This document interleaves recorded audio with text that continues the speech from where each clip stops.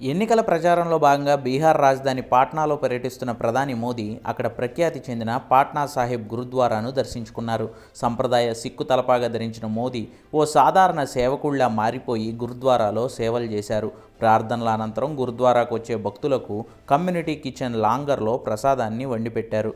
పిండి కలిపి స్వయంగా చపాతీలను తయారు చేసిన ప్రసాదాన్ని భక్తులకు మోదీనే వడ్డించారు. సాధారణ భక్తుళ్లా మారిపోయి గురుద్వారాలో ఇలా సేవలు చేసిన మోదీని గురుద్వారా తరపున సిక్కు మత పెద్దలు ఘనంగా సత్కరించారు. అక్కడకు వచ్చిన చిన్నారులతో, మహిళలతో మోదీ ముచ్చటించారు. తన జీవితంలో ఇది మర్చిపోలేని రోజని ప్రధాని నరేంద్ర మోదీ సంతోషం వ్యక్తం చేశారు.